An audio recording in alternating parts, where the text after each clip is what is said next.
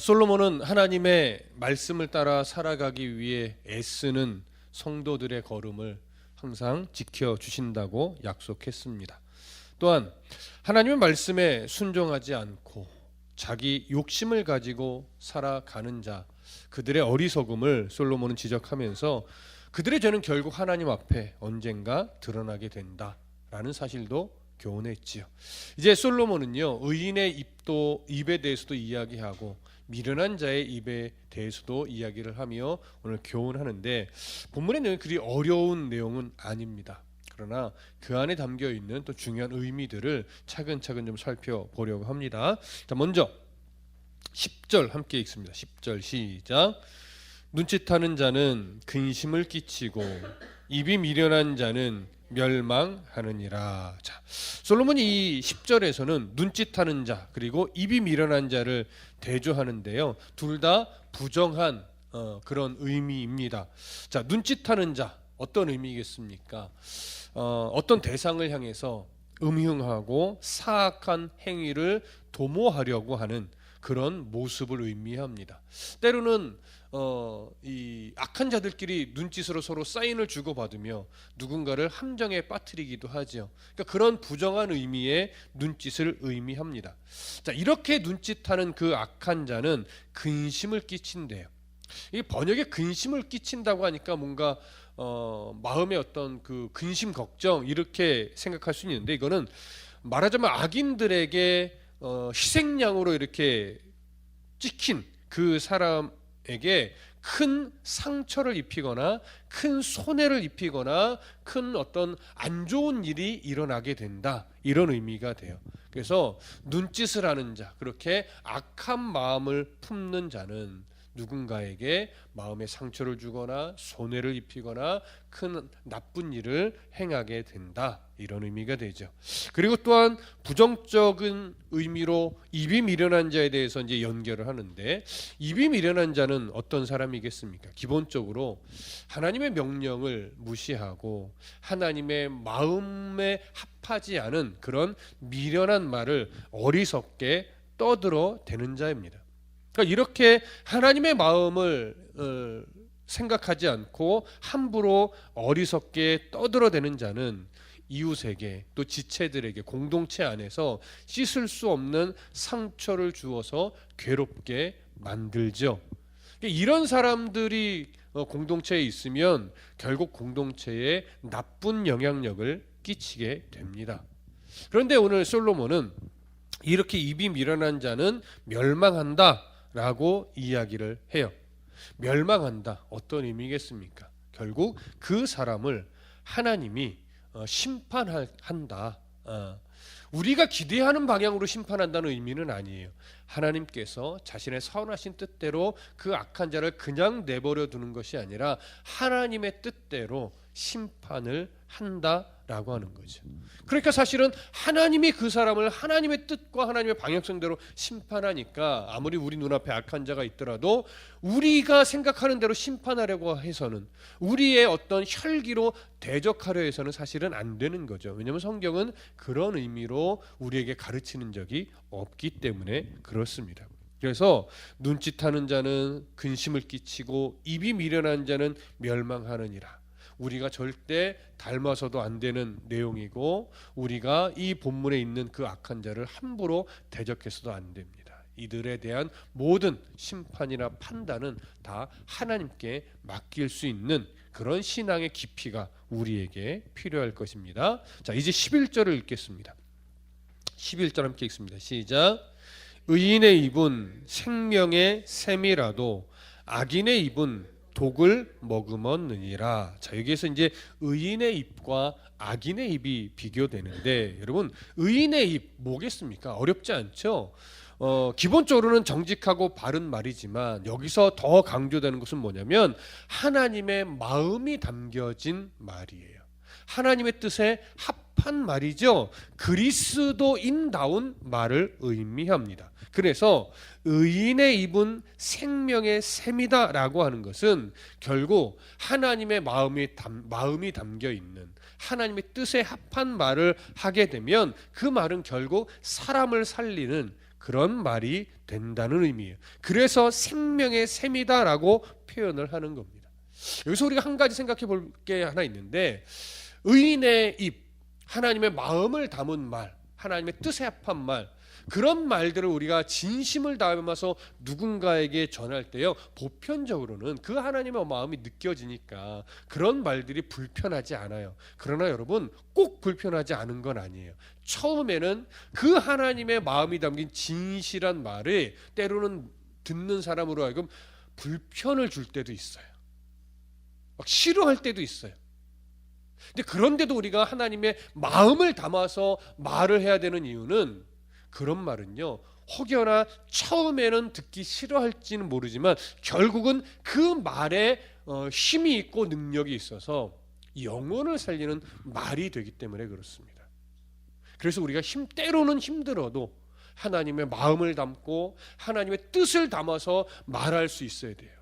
그런 말을 하기 위해 늘 힘쓰고 애쓰고 늘 생각해야 돼요.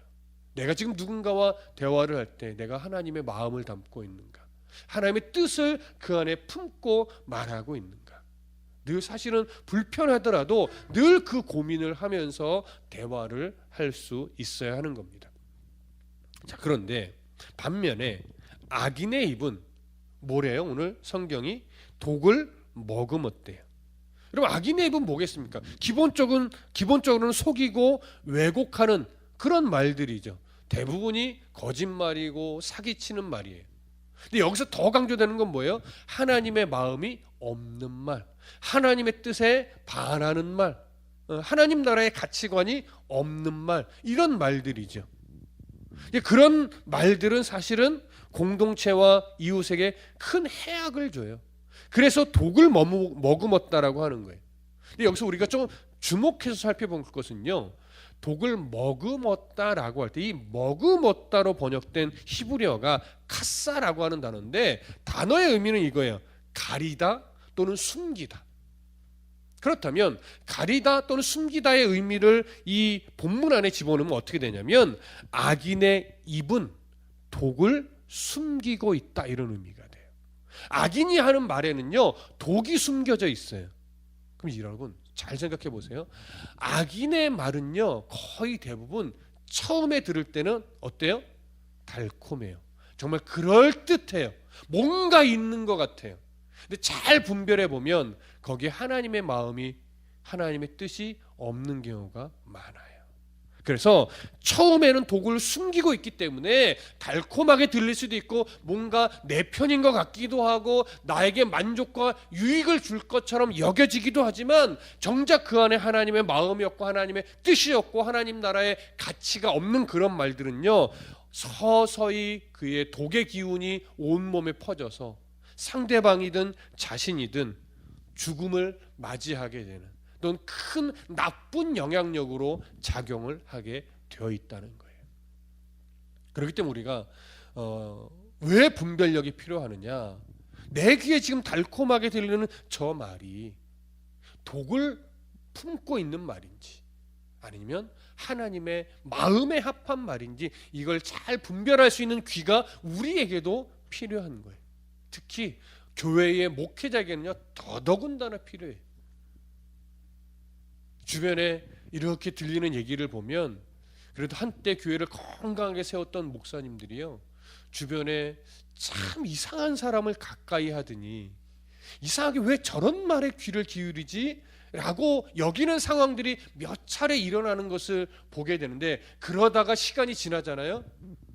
교회가 문을 닫거나 교회가 완전히 쪼개지거나 교회가 큰 문제가 일어나서 목회에 아주 나쁜 일이 생기는 경우가 굉장히 많아요. 근데 그 경우에 많은 부분을 보면요, 이상한 사람을 가까이 하면서 하나님의 마음에 합하지 않은 말들에 자꾸 귀를 기울여서 그 말에 따라 영향을 받게 될 때 그런 일들이 생겨나더라고요. 저는 가까운 곳에서도 그런 일을 한번 경험한 적이 있어요.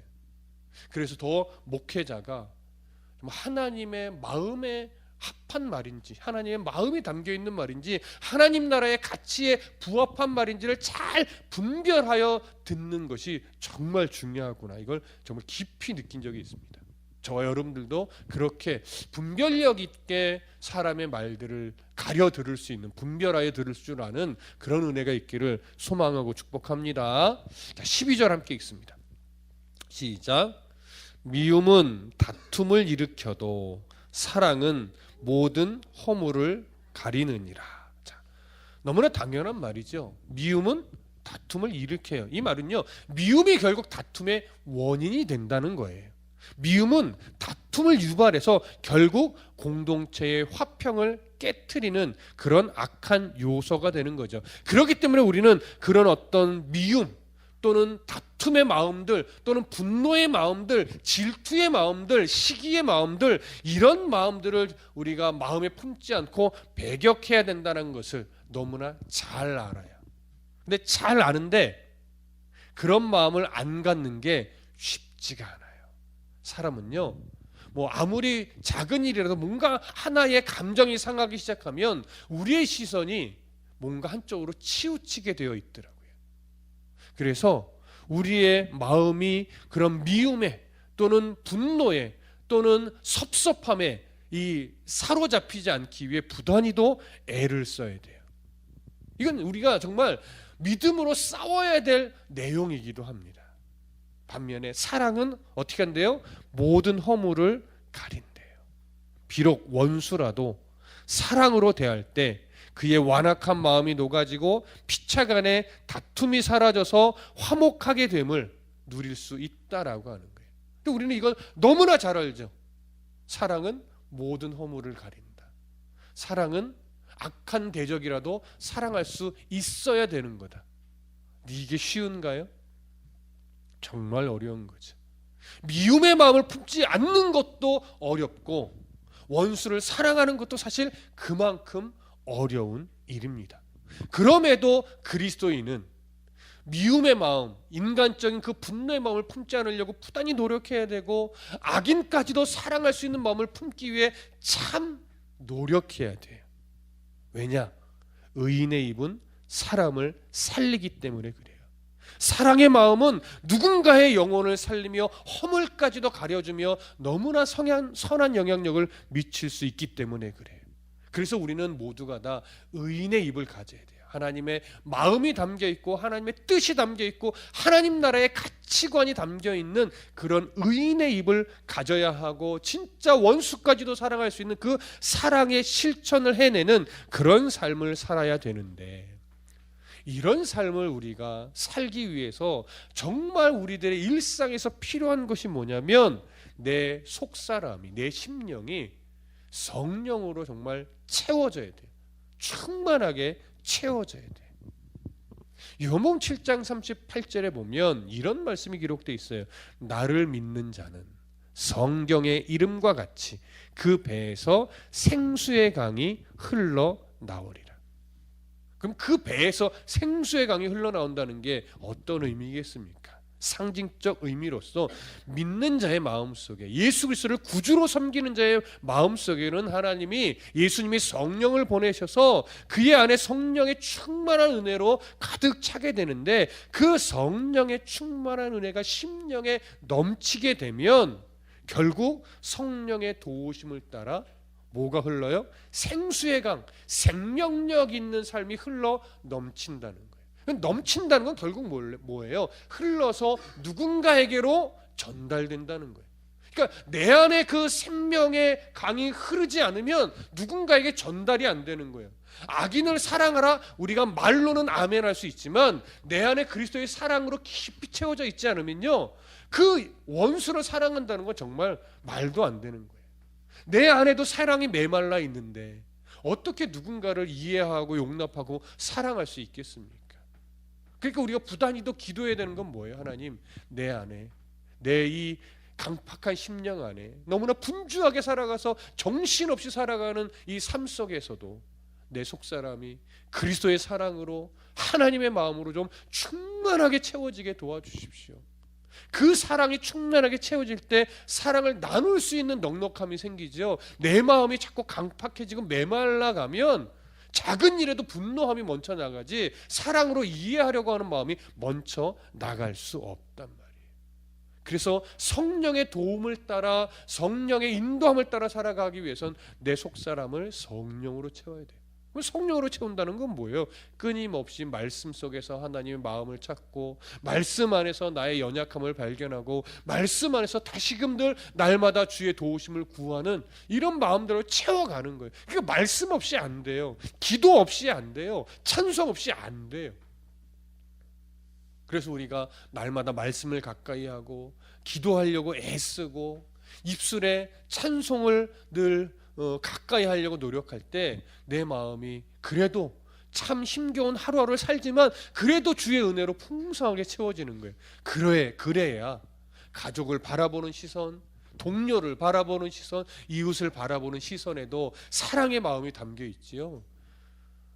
정말 분주하고 내 심령이 자꾸 내 신앙 지키기도 버거워, 이렇게 되면 사랑을 나눌 수가 없어요. 그래서 힘겨워도 조금 더 말씀 안에서 내 속사람을 성령의 마음으로 채우기 위해 여러분 부단히도 함께 애써 주시기를 소망합니다. 로마서 12장 19절과 20절에도 보면 이런 말씀이 있어요. 내 사랑하는 자들아, 너희가 친히 원수를 갚지 말고 하나님의 진노하심에 맡기라. 기록되었으되 원수 갚는 것이 내게 있으니 내가 갚으리라. 주께서 말씀하시니라. 네 원수가 줄이거든 먹이고 목마르거든 마시게 하라. 그리함으로 네가 숯불을 그 머리에 쌓아 놓으리라. 우리 마음에 일어나는 분노심들, 그런 마음들, 미움들 다 누구에게 맡기라는 거예요? 하나님께 맡기라는 거예요. 네가 판단하고 네가 정죄하고 네가 심판하려고 하지 말고, 세상 살아가면서 참 억울한 일도 많을 거고 감정에 패이는 경우도 있을 것이고 정말 분노의 마음에 사로잡힐 때도 분명히 있겠지만, 그때마다 네가 친히 원수를 갚으려 하지 말고 하나님이 원수를 갚게 맡겨라. 그리고 너는 너의 심령을 성령으로 채워서 힘겹겠지만 원수가 줄이거든 먹일 수 있는 넉넉함, 원수가 목말라 하거든 마시게 할 수 있는 사랑의 힘을 너는 길러야 된다. 그 씨름을, 그 노력을 네가 삶 가운데 하면 결국 네가 숯불을 그 머리에 쌓아 놓으리라. 이런 말이 돼요. 이거 잘 들으세요. 원수에게 그래도 힘겹지만 마음이 안 움직이지만 말씀이 시키는 대로, 성령이 이끌으시는 대로 원수에게 사랑을 실천하려고 노력하면 그 원수의 머리에 뭐가 쌓인다고 말하는 거예요? 숯불이 그 원수의 머리에 쌓인다는 거예요. 여러분, 숯불이 원수의 머리에 쌓인다는 게 뭘까요? 숯불이 원수의 머리에 쌓여요. 여러분, 당시에 숯불이 갖고 있는 의미는 뭐냐면요, 첫 번째는 하나님의 진노예요. 근데 하나님의 진노의 의미만 있는 것이 아니라 거기에 정화의 마음, 의미도 있어요. 정화. 새롭게 바뀌는 거죠. 깨끗하게 바뀌는 거죠. 그래서 여러분, 하나님의 어떤 진노가 그 원수의 머리에 임한다, 이건 어떤 의미냐면요, 단순하게 무조건 벌을 내린다, 징계한다, 이런 의미만 있는 것이 아니에요. 우리는 그렇지, 하나님이 심판하겠지 막 이렇게만 생각하지만 하나님의 진노는요, 단순하게 벌을 준다는 의미만 있는 것이 아니고 그를 징계함으로 말미암아 돌이켜서 그를 정화시켜낸다는 의미도 있어요. 그러니까 하나님의 진노, 하나님의 징계로 인해서 그 원수가 돌이켜서 정화된다면 그 사람은 하나님의 백성이 되는 거잖아요. 그럼 우리가 한때 그 사람을 향해서 미움이 있고 분노가 있었겠지만 그가 돌이켜 회개하고 하나님의 사람이 된다면 그것만큼 감사한 일은 사실 없는 거예요. 근데 만일 하나님의 어떤 진노하심을 따라 그가 징계를 받았는데 그걸 돌이키지 않고 끝까지 약한 자로 남아있어, 그럼 그 징계는 뭐가 되는 거예요? 그냥 심판이 되는 거예요. 그분 자기의 죄에 대한 합당한 벌을 받게 되는 거겠죠. 이것이 하나님의 뜻대로 되는 거예요. 그러니까 숯불을 머리 위에 쌓는다는 것은 결국 우리가 내가 보복하지 않으면 하나님이 보복해 준다, 이런 개념이 아니라 내가 인간적인 보복의 마음을 품지 않고 하나님께 맡기면 결국 그 사람 위에 숯불이 쌓여져서 하나님이 뜻대로 그를 바꿔 놓으신다는 얘기예요. 정화시키든 그냥 벌을 내리든 모든 결과를 누구한테 맡겨요? 하나님께 맡기는 거예요. 여러분 바울이요 이런 의미를 다 담아서 로마서 12장 21절에서 뭐라고 말하냐면 악에게 지지 말고 선으로 악을 이기라 이렇게 말해요. 선으로 악을 이긴다는 건 바로 이거예요. 하나님께 맡기는 것. 우리는 사랑으로 그를 대하려고 몸부림치면서 그의 머리에 뭘 쌓기만 하면 돼요? 숯불을 쌓기만 하면 돼요. 그럼 하나님이 그를 징계하여 새롭게 바꿔놓으시든 그에 향한 징계가 심판이 되든 그건 하나님이 알아서 하실 겁니다. 이걸 우리가 믿고 정말로 어떻게 해서든지 그리스도인의 사랑을 보여주려고 애쓰고 노력하는 것이 바로 선으로 악을 이기는 거예요. 악에게 지지 않는 거예요. 그래서 우리 안에 어떻게 해서든지 분노의 감정이나 대적의 마음이나 혈기스러운 마음이나 이런 것이 자리 잡지 않도록 우리가 정말 마음을 다스릴 수 있는 그런 은혜가 필요한 것입니다. 또한 이렇게 살아내는 것이 바로 의와 진리와 생명으로 반응하는 것이 되겠죠. 여러분, 오늘 이 말씀을 따라서 오늘을 살아가고 또 하루하루를 살아가야 되는 우리의 입이 정말 의인의 입이 되어 왔는가 한번 돌아보시고 더 하나님이 기뻐할 만한 의인의 입을 가지고 삶을 살아가는 우리 모두가 되기를 오늘 결단해 주시기를 소망하고 또 축복합니다.